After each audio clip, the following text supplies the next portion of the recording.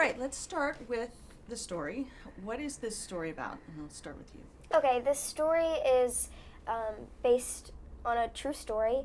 Obviously, it's set in London in the 1970s, and it's about a single mother and her 4 kids, and they're just kind of going through a rough time.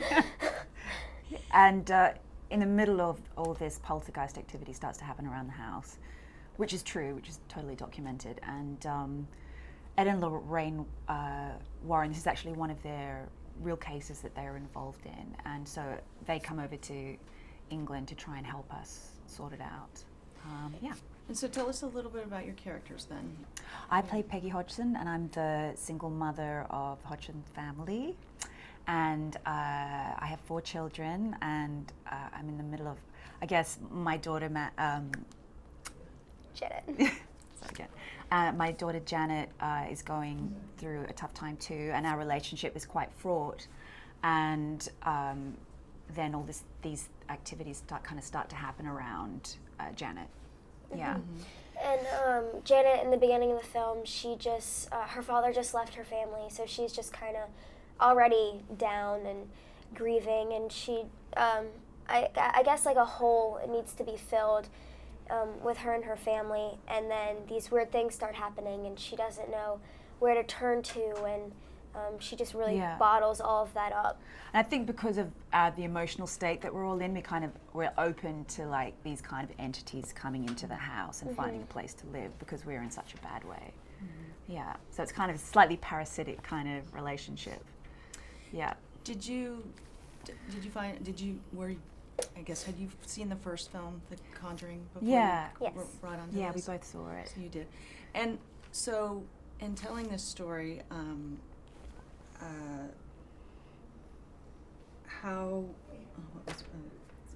back up. That's okay. Let's start. Tell us about working with Vera and Patrick.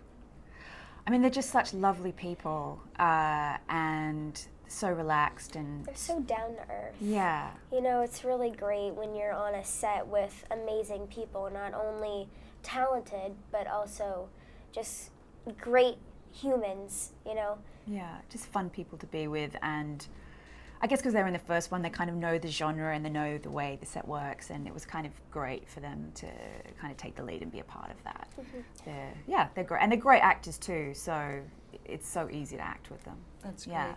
And how is James as a director? Pretty good. He's amazing.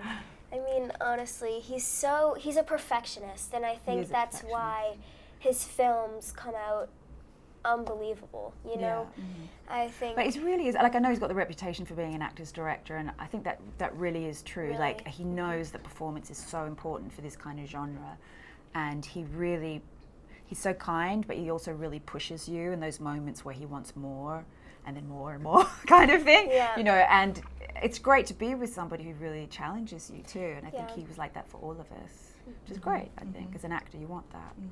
Yeah. Did you do a lot of research on the family that this actually happened to? I know, I think we both did a lot of research, mostly for me online, and watching videos and hearing recordings of real interviews and incidents.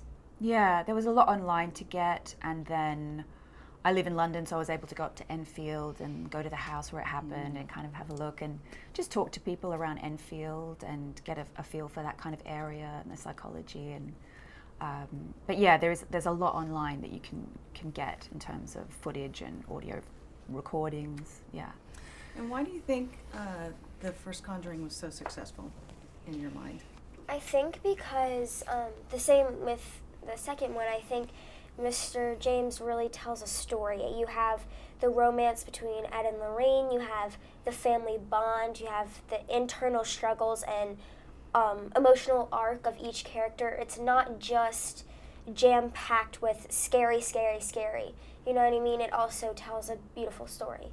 Yeah, I think James always puts at the heart of his film these really great characters that aren't just generic, they're really specific and going through really specific problems, and so you really care about them, so that when scary things happen to them, you kind of really go along on the ride. And then I think also he's so good at technically scaring people. How he Yeah. does that, it's always so different. He knows his audience really well, I think. Yeah.